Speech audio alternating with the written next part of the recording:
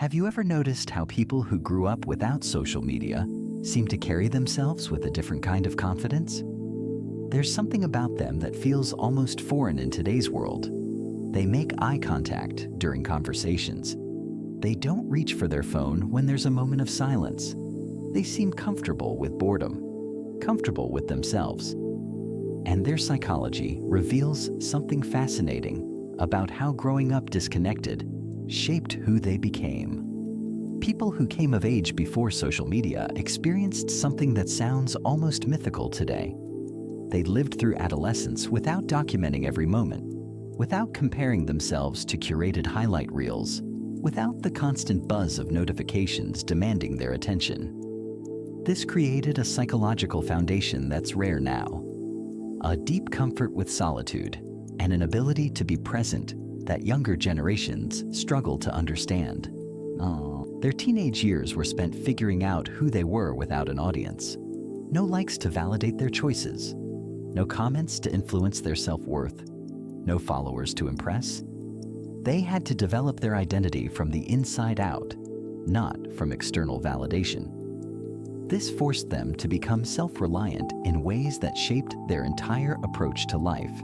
They learned to trust their own judgment because there wasn't a chorus of voices telling them what to think or how to feel. Psychologically, this generation developed what researchers call intrinsic motivation mastery. They pursued interests because they genuinely enjoyed them, not because they would look good online. They read books without sharing quotes. They traveled without photographing every meal. They had experiences for the sake of the experience itself. This created a relationship with life that's purely personal, not performative. But here's what makes their psychology truly unique. They understand the difference between privacy and secrecy. Privacy was normal for them. Not everything needed to be shared, discussed, or validated by others. They developed rich inner lives that didn't require external approval. Their thoughts, feelings, and experiences belonged to them first, not to an online community.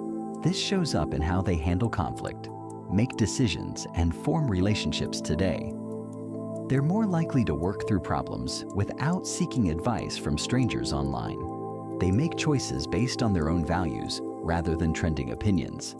They build relationships through face-to-face interaction and genuine connection rather than digital communication.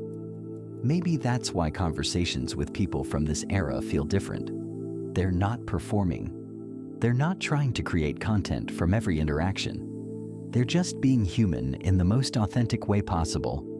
They remind us of something we've almost forgotten, that life can be lived quietly, deeply, and meaningfully without an audience watching every moment.